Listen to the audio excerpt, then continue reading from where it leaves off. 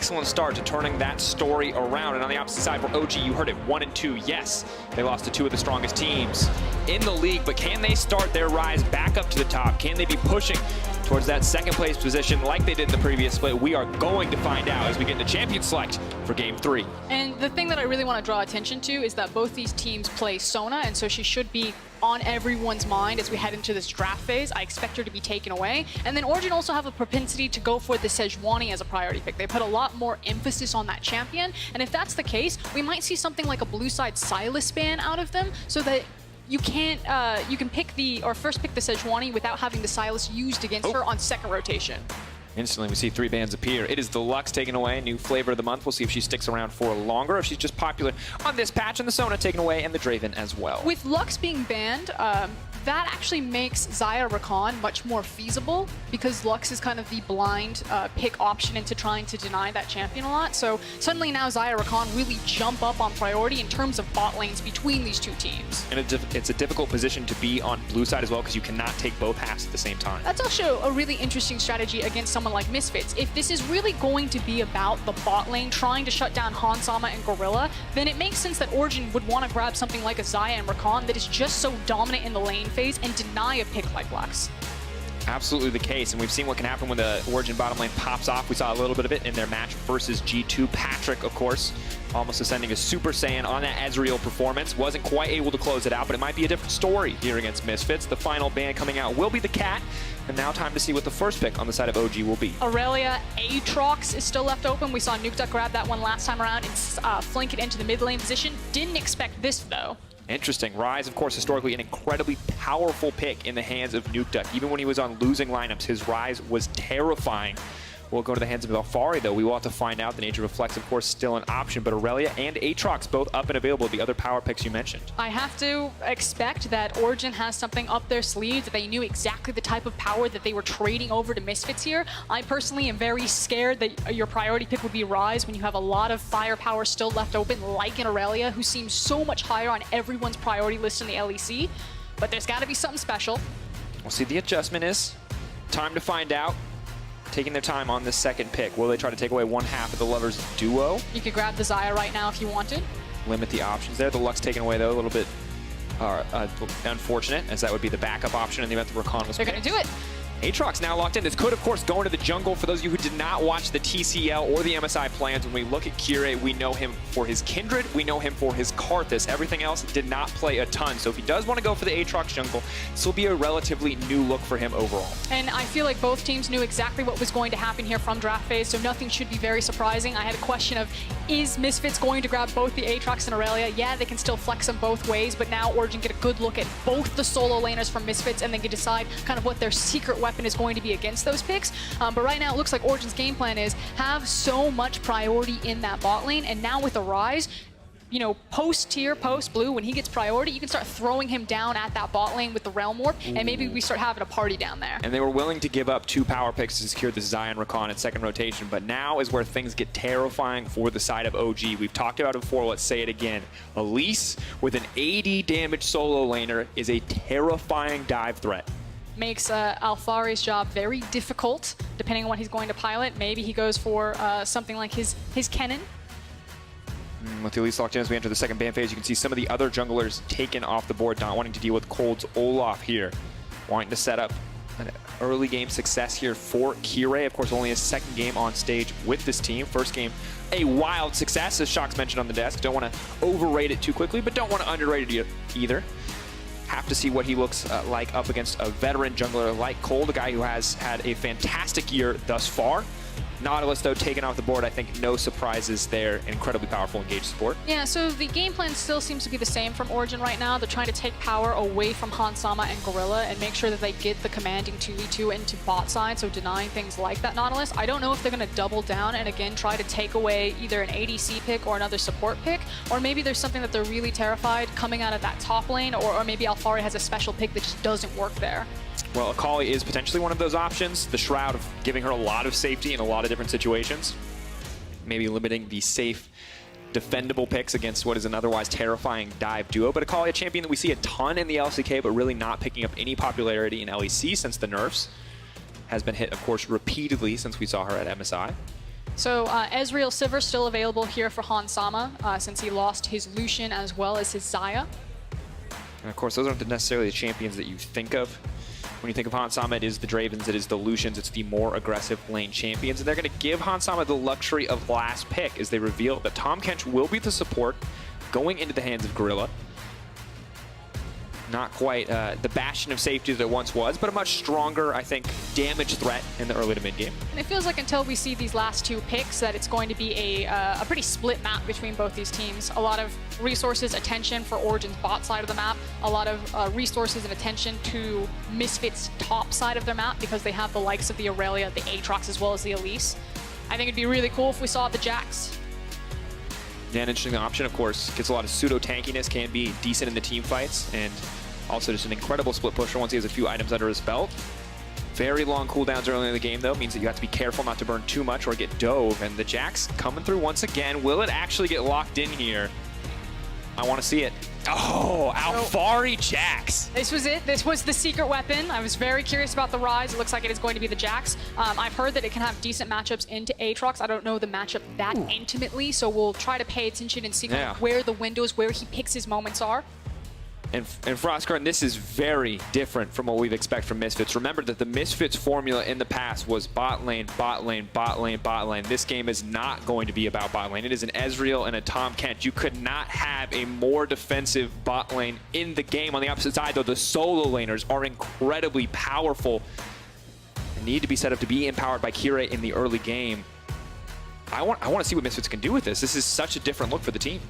Yeah, and it is all eyes on Kira and what he's going to do as a very aggressive jungler. On the other side for Origin, you have the classic Jarvan Rise. Think about that point-and-click CC. It offers such a free flag and drag. And then once you give your attention to Nuke Duck, once he's unlocked to start roaming around, then you start making the most of your priority that Patrick and Mithy are going to give you on the likes of the Xayah Rakan. So I feel like both game plans are pretty obvious, and it should be about tracking these early game junglers. And that's what we heard from Ender, right? The focus on mid lane, the focus on Nuke Duck, one of the best players in the LEC, freeing him up to take over the map.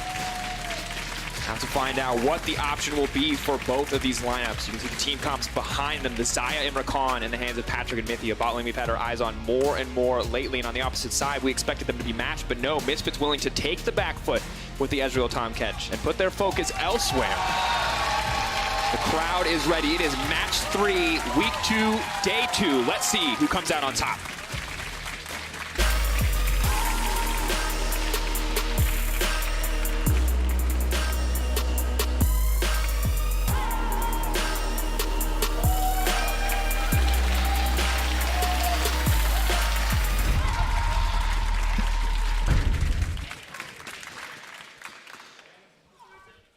Origin versus Misfits. Now, this is a matchup that 2 years ago, I would have had one very strong opinion. It would have been OG falling apart. It would have been Misfits dominating.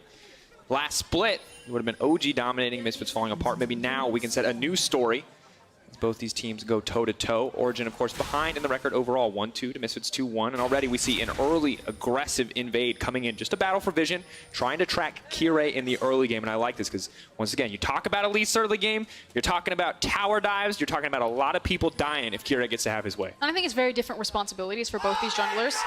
Oh, that was impressive.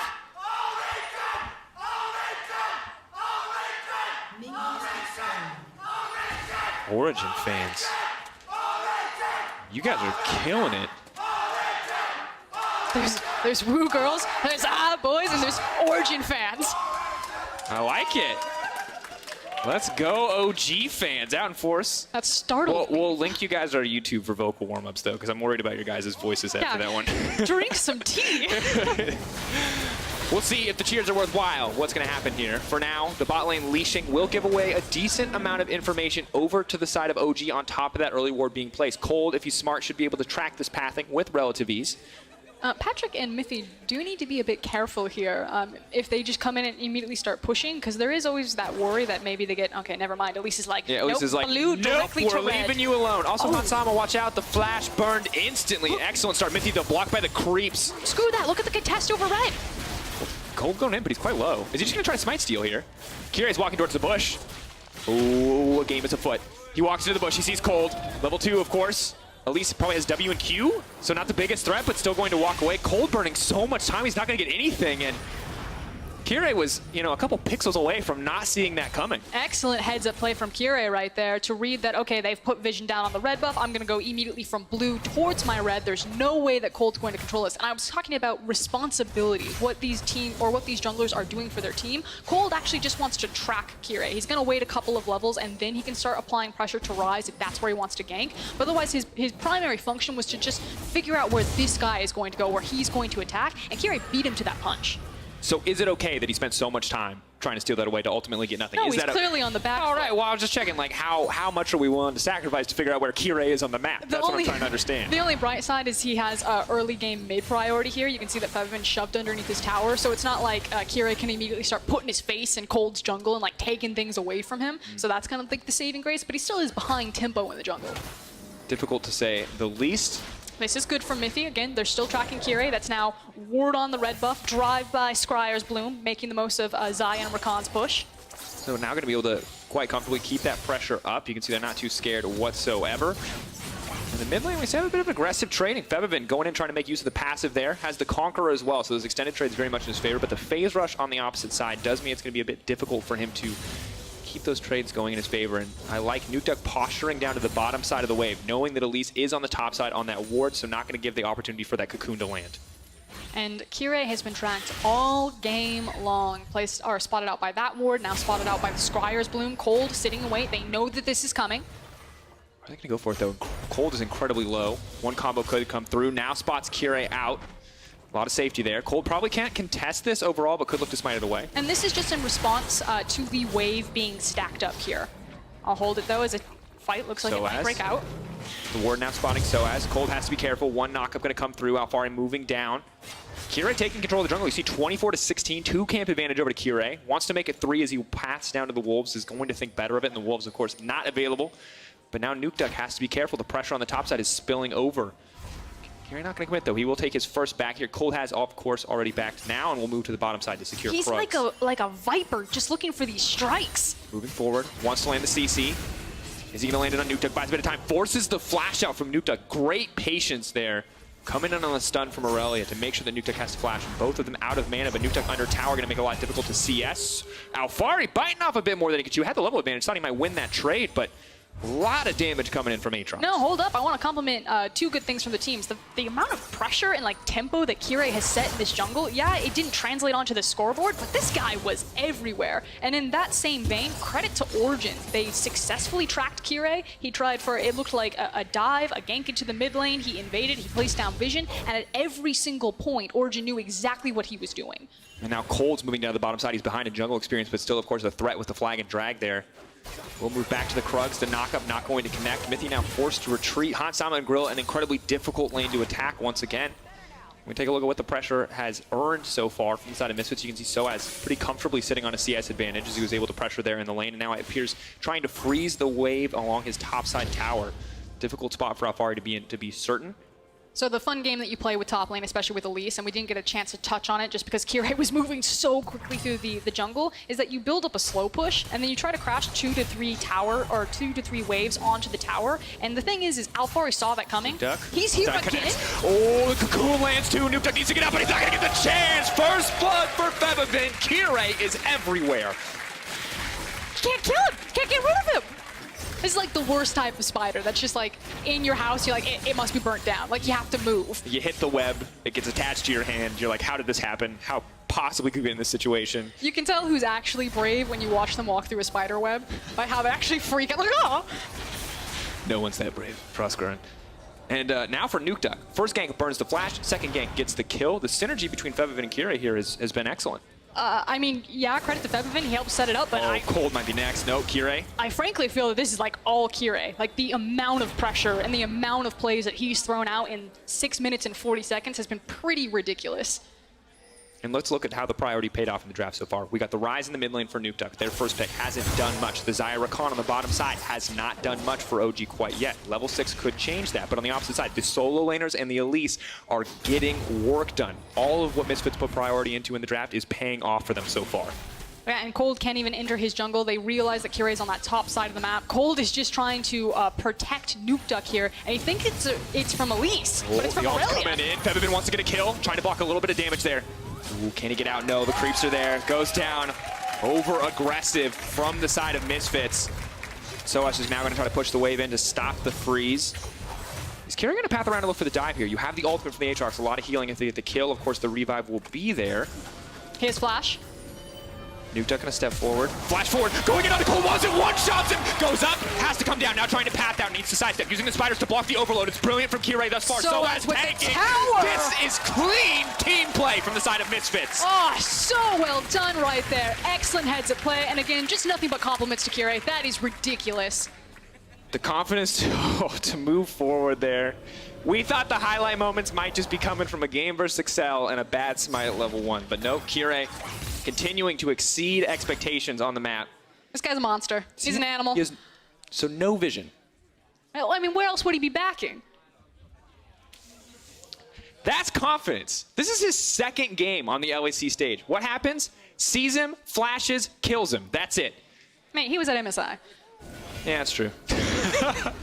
But MSI was full of a lot of subpar regions for Oscar, and this is all a good region, you know what I'm saying? So, have to consider it. Featherman, however, biting off more than he can chew once again and getting taken out. Gorilla is not there.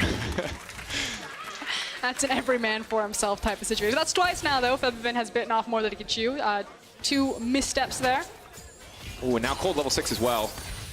Gorilla has to be careful because Hansama has the freedom to get out, but Gorilla with the flash will, but doesn't have really any other options. We take a look back at the play, and I like the thought here. Oh, did he? Oh, no. Oh. Oh, no. I take it back. I take it back, Featherman. That was not your fault. Gorilla observers, you told us, but we didn't see. Clip it, put it on Reddit.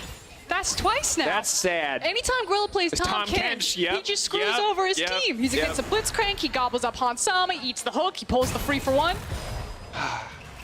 He hits the blast cone there. Well, this is like his subtle ways. Like, if I just play Tom Kench poorly, they'll never make me play it I never have to. Moose, did you see that? I don't think I should be playing this champion, just saying. To be fair, you can hit a blast cone with any champion, though, so we'll. Explicitly Tom Kench. It's an oopsie. They'll review it later. We'll let it go. We'll see if any more come through. For now, though, it does mean that things are starting to go back into the favor of OG. You can still see a small gold lead in the favor of Misfits, but this bot lane pressure means a tower plate should go down in favor of the Origen squad.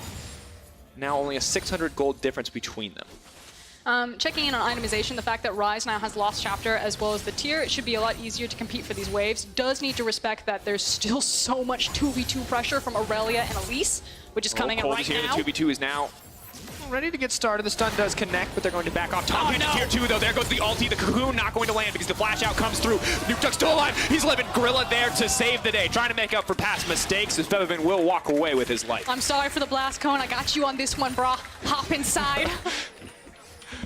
Now Mythian wants to turn it back, though. Knowing Featherman has burned a lot of his major cooldowns, the flash just moments away from coming back. Do they have the timer here? Or are going to opt to back off? So disaster kind of averted there on both sides. And I love this game. We're 11 minutes in. It's only 2 kills to 2. It's a 1K goal lead to Misfits, but I love the amount of action we've been seeing across the map. Just feels like a textbook that everyone's got their pro views opened up for both these junglers, because that's really been the name of this game so far. Hopefully it starts to shift more towards the Origen camp, especially for how vocal our audience has been for them now that they have access to those ultimates, the Realm Warps, the Cataclysms, and they should feel a bit happier, a bit more confident to look for aggressive plays and not just reactive plays. Absolutely the case. And of course, the later we go, the less the Elise means overall will become that kind of assassin. Let's try to get things done, whereas Cold can have that massive team fight impact. Relatively defensive with the Cinderhulk. Mythian laying down a bit of poke here into the mid lane. The bot lane feels like the really strong point for OG right now. Of course, relatively overall, Hansama is just kind of forced to clear out this waves and just based on champions alone isn't able to have too much of an impact. I actually think this is kind of an interesting swap here.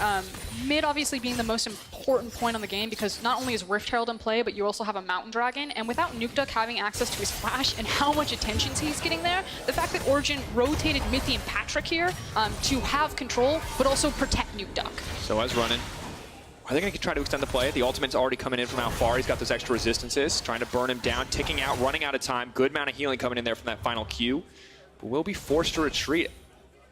And you can see how far he just bits and pieces, but just the per level scaling combined with the Conqueror from Jax still makes him a very powerful threat.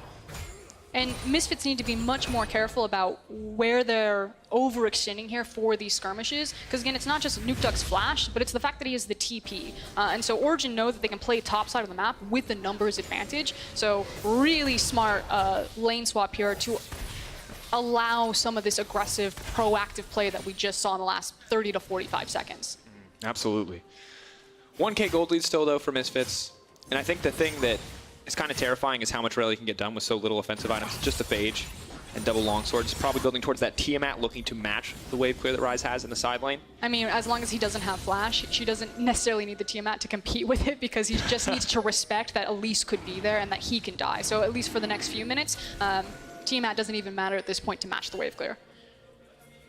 Good insight. Iceborne, I see. This is the thing, is I respect Ezreal, Tahm Kench as a bot lane. Leave him alone. Nukeduck getting bullied this game.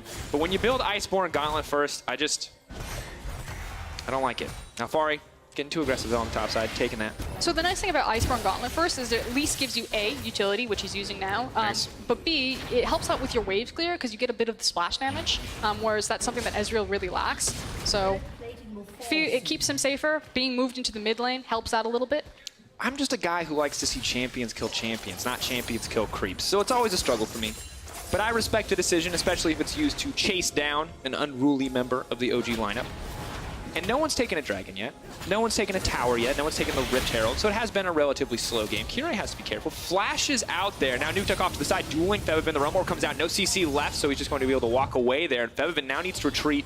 Seeing the remaining members of OG descend upon him, but a lot of posturing, a lot of threatening of these big engages, but no one able to convert into a kill quite yet.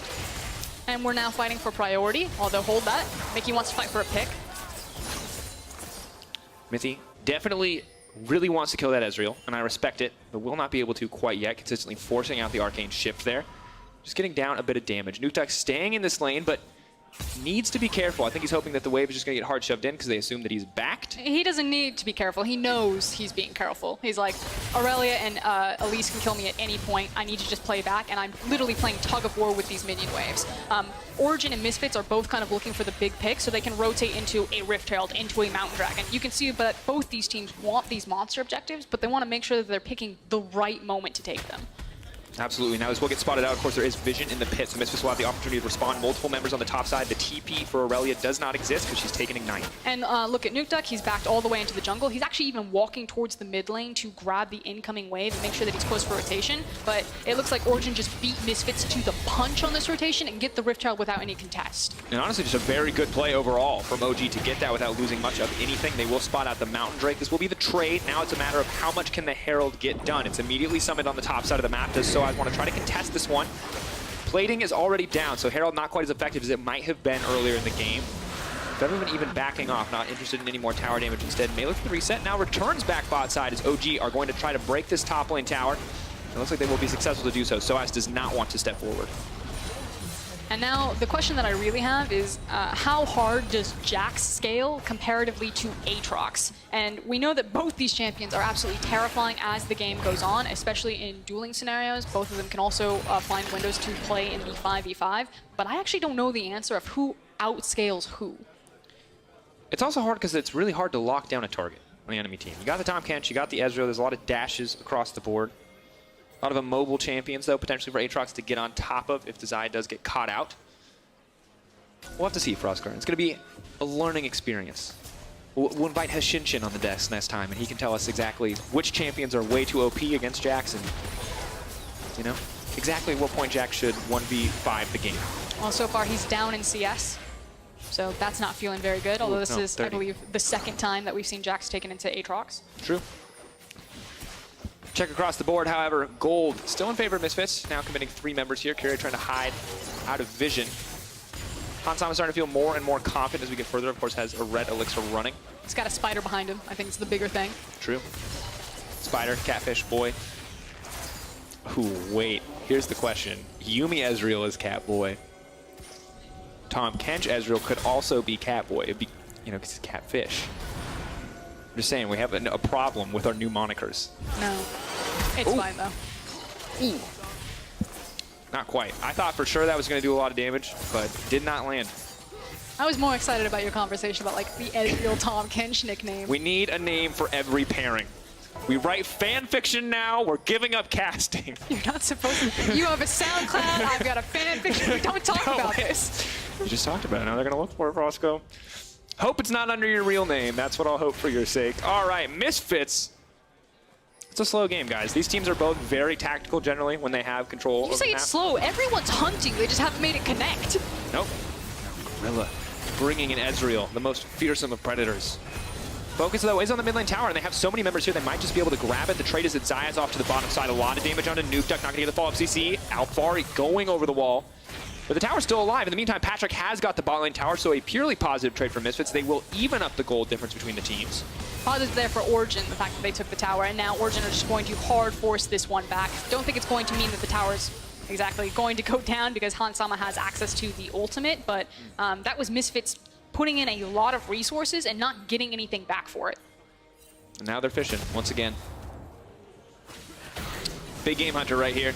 Right now the game is so as they're going to go over the wall. The flash is there. Mithy wants to leap in. Ooh, the double dash, bringing it through onto 3. The fancy footwork is there. The damage, however, is not.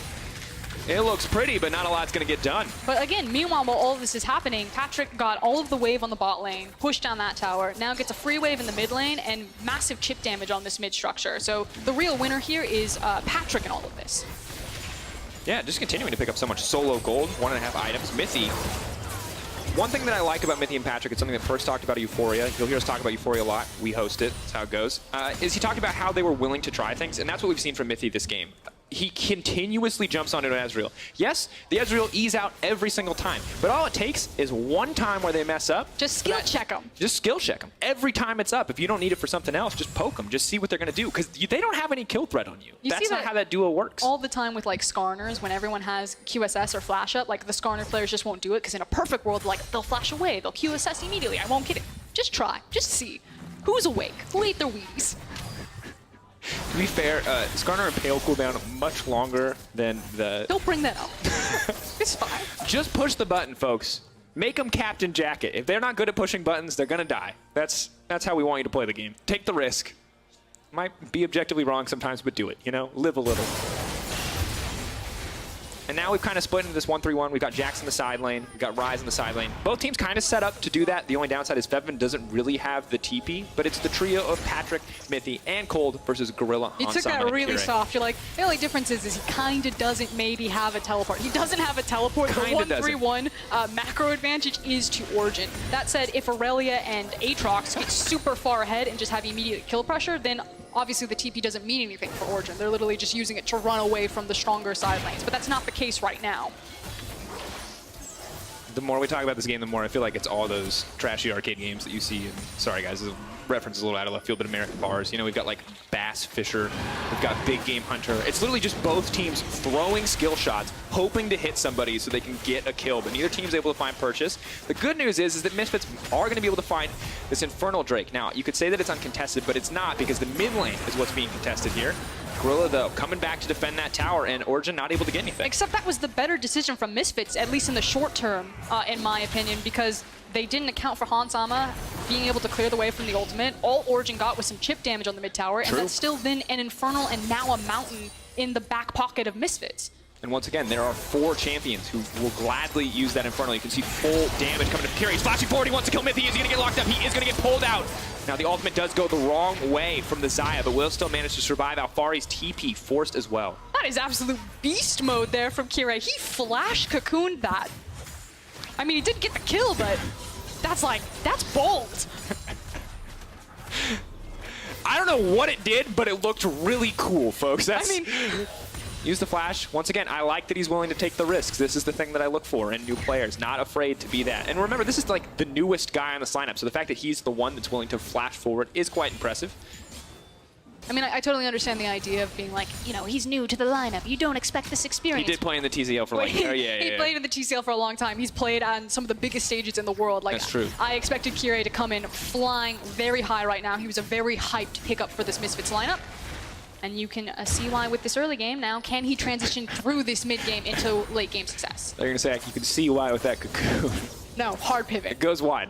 Anyway, Patrick and Mithy continuing to be a dominant 2v2 threat. Fevivan doesn't really want to stay in that lane against them. Has no reason to. Will let the wave pull back. And you look at the replay. Ooh, you feel like if that ulti was fired the correct way, that things may have turned. But Patrick pushing too many buttons at the same time, trying to get out. It's been a fight over this mid lane, because again, this is kind of the major road bump between both these teams, especially for Misfits, whose composition is really set up for picks, not just because they have the Elise, but also the mobility of that Tom Kench. Ooh, and a lot of damage down on the Nuke. So is immediately going to pop the ultimate. He needs to get the knock if he wants to stop. He's going over the wall. He's chasing. That's a lot of movement speed. Oh! The flash still had it. He didn't even want to try to do the math. No trigonometry here, not trying to dodge anything. Well, an exciting moment. And I love that Soaz is willing to be aggressive there, dashing over the wall. Doesn't have a flash of his own. That could have been very different if he did. OG have to be careful. Nuke getting focused so many times in this game. Trying to control over the top side of the map. 23 minutes into the game, Baron up and available. The later we get, the more likely it is that one of these teams can take it. But it's more likely at this stage, it feels, for Misfits, given that they have the mountain, they have the sustained damage of the Aurelia. Ezreal, not the best damage taker, to be fair, but if he completes the Blade of the Rune King, that will change. And again, as this map starts to open up more, that it's more about running towards second-tier towers. I'll hold it though, Soaz and Kire. It becomes very terrifying for Origen on a dark map because of that pick potential. We talked about the Abyssal Voyage, the Elise. You can now see how much damage and how much kill pressure Soaz has, especially if he finds you first and you're not suspecting walking around a corner. So this mid tower falling feels really good for Misfits' composition, because then they get so much more access into Origen's jungle. They can start denying a lot of that vision, creating more dark pockets, and trying to abuse more windows for pick. And it's honestly incredible that we're 24 minutes into the game and that the mid lane tower for either side has yet to go down.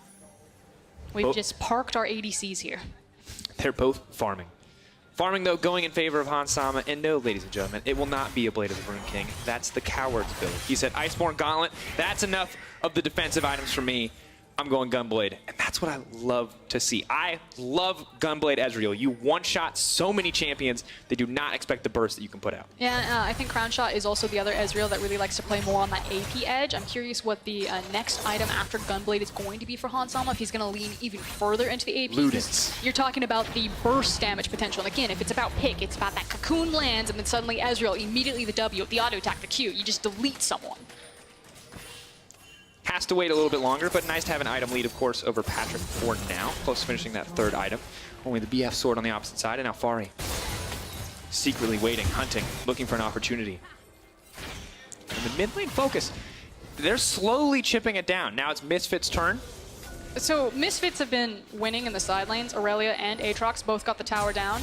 They seem to be winning in their 1v1s, at least in some of the trades that we've gotten to peek at during this game. And slowly but surely, yes, the mid lane is going to fall to Origen, but Hans Sama and Gorilla have been doing a good job holding it. Oh, Cold, locked up. Spiraling slowly walking forward, not going to get anything else. Both teams, we're waiting for that one mistake, Frostgren. We're waiting for that one person to step out of the way. They don't have to. Both teams are waiting for when their champions want to fight. You're either looking for level 16, so you have all points in your ultimates. You're looking for core itemization. For Misfits, it's on champions like Aurelia and Aatrox when they'll feel really strong. Whereas on Origen, you're waiting for Xayah's itemization and Jax's itemization. So yeah, both teams are playing it slow, and you can criticize, you know, maybe they should take more onus, maybe they should force more fights, but both teams probably feel fine in this situation of like, just get me to that next item, then we'll look for our fights. Get me to the perfect moment. So is it just that 3 items that we're looking for Xayah? Maybe the Spear of Shojin coming in for Jax could also be a GA, depending on how far he wants to take it? I think it'll be Spear. Once again, the answer that I want to hear, Frostgren. Having Counter-Strike up indefinitely in fights, it's an incredibly powerful feature of that item. You can just keep spamming it out. Here comes the big flank. OG setting up to break the tower, but Misfits know that this is the next play, so they were ready to collapse. OG, though, one step ahead in the mind games, know that that was the next play for Misfits in response to their next play, and so they will now back off. Playception. Playception. Ooh, I like this. No. Didn't like that they auto-attacked the Baron. They were never going to do Baron there. As soon as they saw that it was warded, now if they get priority at this mid lane, they can set up a pick because you have to suspect that they're doing the Baron, which is why they're hiding around this corner. Ooh, goes over the wall. Soaz now fishing for Nukeduck, immediately going to use the ultimate. Tom Kench is coming as well. Nukeduck wants to make it out of safety. The knockup is not going to connect. Nukeduck, oh, just barely living. Seraphs is there. Ezreal ulti, not up quite yet. Soaz walking forward. Eyes on the Ezreal. We are seconds away from the attempted snipe. Is he going to look for it? Or he'll hold it. It's not worth it. He didn't know if he walked all the way back or if he had already backed and gotten to base. Meanwhile, the trade pick is there as Febiven is immediately taken down. Kirei cannot function in that situation, but Soaz is there to dish out the damage. No ultimate available. Kirei next. OG starting to pick the team apart. There's the ultimate coming in from the Ezreal, but Soaz has been locked up and taken out with no ultimate and no kills to find the reset. That is the double dropping instantly. OG are taking control of the top side, and Inhibitor is now set to fall for the Misfits lineup. And that is the dam breaking right there. You saw it on Soaz's face, just head in hands. If he was able to hold there, if Misfits had survived, then they could stall out Origen, look for another attempted pick on Nukeduck in his side lane. But because they fall down, it's now the door kicked open by Origen. Massive fight win coming in for OG. 2K gold lead now, but that's not what's important. The pressure point, Alfari. The pressure point that's coming out for Origen on that top side of the map is going to make every dragon easy to take for the next 5 minutes and might make this Baron attempt a little bit more likely. I think it's much more about the control that it gives you over this Baron pit. And again, we're to that point where after the next back, everyone's going to have that itemization. So this kind of, back and forth, posturing, eyeing each other, who's going to get a pick, who's looking for an actual fight. I think we're going to see teams much more keen to look for the full fights now. Look back at how this one happened. Of course, we had our eyes on the bottom side of the map when this started, but beautiful engage comes in for Mithy, and you just don't get to push buttons sometime. We don't need to watch anymore. It's too gruesome, to be quite honest. Kirei, though, of course, taking a lot of damage there, just barely able to make it out. Did not have to burn Flash in the exchange, but Misfits doing what they can to hold on to some of this control. It makes it much easier to get priority now because Misfits have to deal with the super creeps up into the top lane, so there's much more attention from Origen just to go mid to hard force that lane and then start cutting into this Baron and laying down the vision. Ooh. And look at the swings this game. You can see very interesting stories. Misfits were in control for most of the early game. It evens out. Misfits take control once again, and then a massive shift on the back of that last play. So as waiting in the brush is going to get the knockup onto Patrick. That's going to be big, but there's no follow-up. They don't want to take the risk there with Febiven and Gorilla focused on clearing out the mid lane. They also don't have eyes on Nukeduck. He's shadowing on the bottom side of the team, ready to realm warp in if necessary. Spear of Shojin has now been completed on Jax as well as the Trinity Force, and he has both his resistances, both the Ninja Tabi as well as the magic resistance available to him, and TP. So I'm curious how much damage and how much attention Alfari is going to drag down here to open up OG to play around the pressure point from the super creeps up the top lane, their priority over mid lane, and that Baron setup. Oh, Kirei. Is he going to try and make it out of this one? The knockup is there. It's knocking up the Tom Kench. They're keeping him locked down. It's a messy fight in the midst of everything. Kirei is still going to make it out, but Febiven is not. No, can he get it done? Mithy in trouble now. Febiven's still alive. Can he get the stun? The knockup is there. Febiven is still alive. I can't believe it. He's surviving. He got the Triumph deal. He's so incredibly low. There's no way he makes it out of this one. Alfari now leaping to safety. That's the double kill for the Jax. Soaz trying to hold on, but OG, they have too many members left standing, and they dominate the fight. Origen just overwhelmed Misfits right there. They then immediately run it in the top lane, flashing over the wall. They've got the super creeps. They have the entry into the base point. They're going to end it. The second they found their prey, the second they finished that hunt, they knew that it was time to end the game. A massive team fight win for Origen. A slow, controlled game from both sides. But the second Origen see weakness, they are not afraid to capitalize, and they will close out and take the game versus Misfits.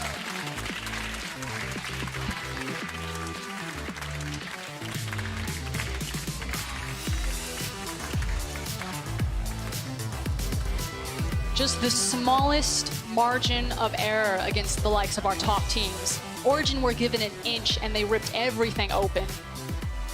2 mistakes. Ultimately, were what decided the game. The mistake on the top side, where Origen capitalized, where Nukeduck managed to survive on the bottom side. And that final fight, Kirei caught out. It looks okay for a moment. If you're like me and you've got your eyes on Febiven, but as you zoom out and take a larger look at the fight, you can see how much Origen are dominating. Always thinking about next week, next game, next week, next game. And surviving a very aggressive early game.